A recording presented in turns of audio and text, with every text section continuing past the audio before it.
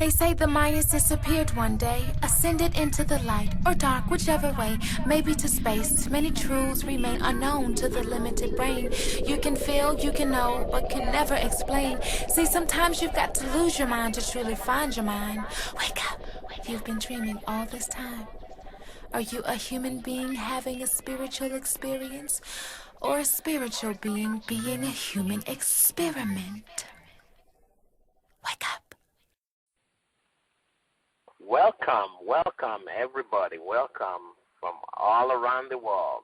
Today you are listening to Tony Love Radio. And today our guest is the one and only Minister Mahatara, Three Buffalo Woman. Hi, Minister Mahatara, Three Buffalo Woman. Yes, hi, peace and blessings. How are you? I'm doing great. How about you? How are you doing? I am so blessed. I am so blessed. Yes. It's a wonderful day. It's a wonderful moment. Okay. Yes. Can you tell me, because I hear about you on another radio, Nowtime Radio, and when I hear you being interviewed by Audrey Scott Williams, I was so amazed. And I said, I have to interview this lady. Can you tell me what does that Three Buffalo Woman means? I mean, what is it about that name, Three Buffalo Woman? When I was 14, I went on Vision Quest, and with our medicine teacher for our family, Steve Lakota from the Rosebud Reservation. And the process of Vision Quest is to go in the mountains for 4 days and 4 nights until you receive a message from the Spirit, from the Creator. And while I was there, the buffalo came 3 times during that process.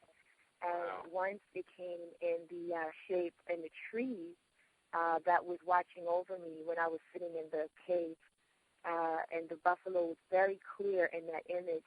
And the other process of the Vision Quest is while you are fasting and praying in the mountain, you have supporters, and the supporters will be sweating and doing ceremony for you down below to give you strength to be able to keep, that process of, not eating or drinking or anything. And my father was doing a sweat, and within that sweat, there was, when they were pouring water on the grandmothers, a buffalo came in the image that was like red, red coal. And then the medicine keeper who was doing the ceremony, when I finished the ceremony, when I came down off the mountain, he said that he had dreamt of a buffalo that night, I think. And so it just happened to be 3 buffaloes, And so that's how I got that name, Three Buffaloes Woman.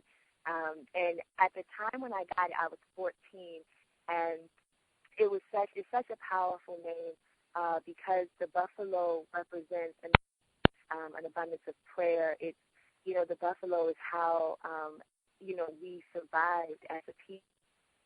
So the buffalo is very, very, very sacred and important to us. And at 14, I wasn't prepared to carry that name. So when I got to be 21, and I was a woman, and I had taken on all of the things that I needed to do to be able to maneuver as a medicine carrier myself, then the name, we had a naming ceremony, and that's when I started carrying that name. So that's how the Buffalo's Woman came to be. Wow, that's amazing. Wow. So I believe that this is not long ago, right? Because you sound so young. Well, yes, believe it or not, it was quite a while back. I'm actually 30.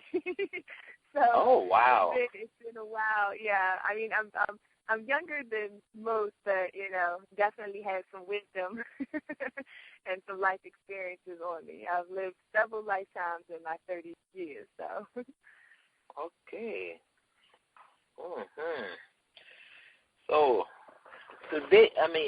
can you tell us things that you are working on right now? What are you doing, and what is it about you that we need to know about? Okay. Well, let's see.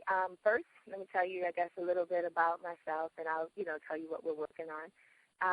As you know, my name is Minister Mahatara, Sea Buffalo woman.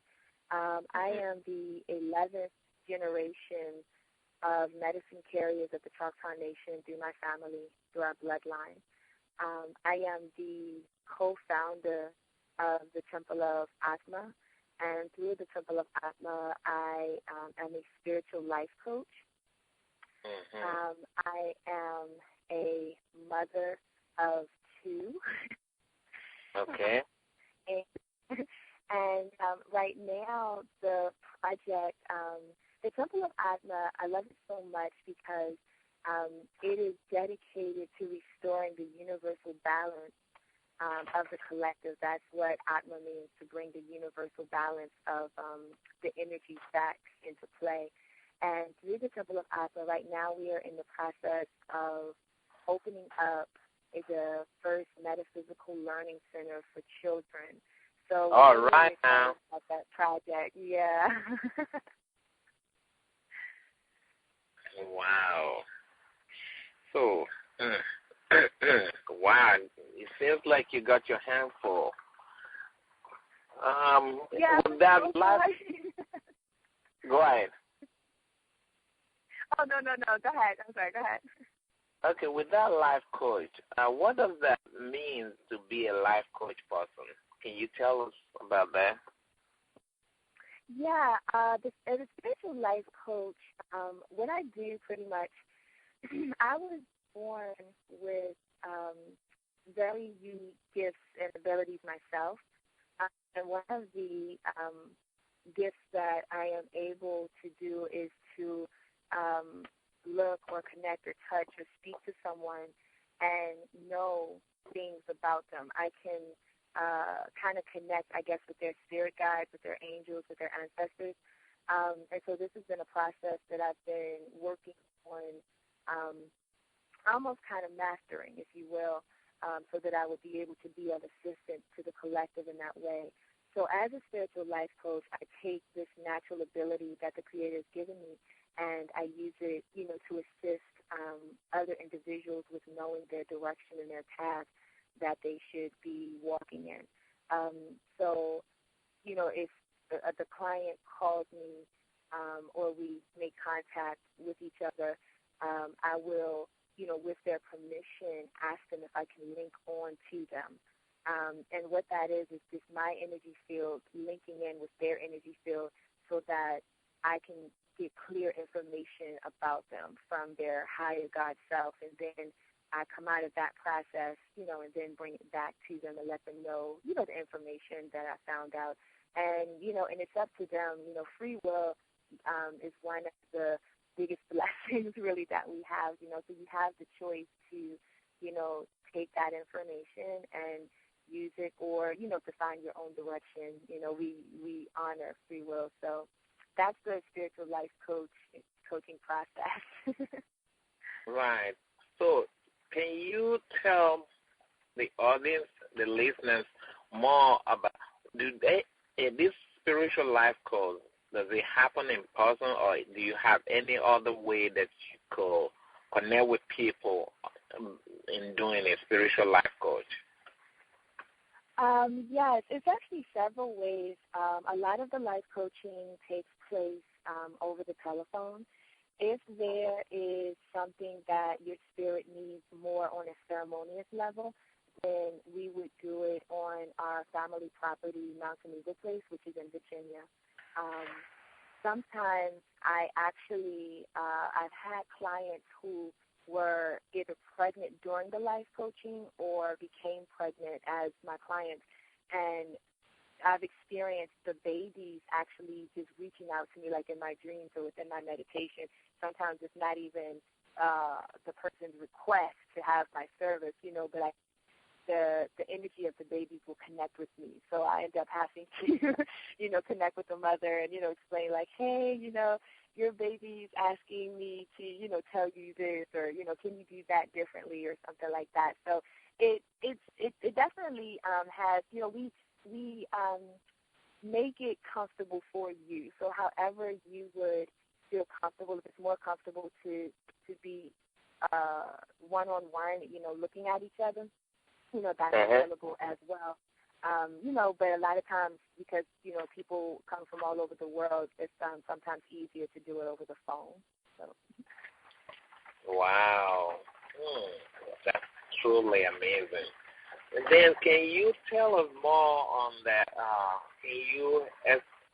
I know you said you're about to start, or you already started the Metaphysical Learning Center for Children. Can you tell the listeners something about that too? Yes, the Metaphysical Learning Center for Children, we're so excited. It's our baby project. And, I mean, the actual center being opened up where we can, really take in multiple children, we're in the process of building that. What the Metaphysical Learning Center is, it is a space where children with special gifts and unique abilities can come in a safe, sacred, wholesome, nurturing place to master those gifts and abilities.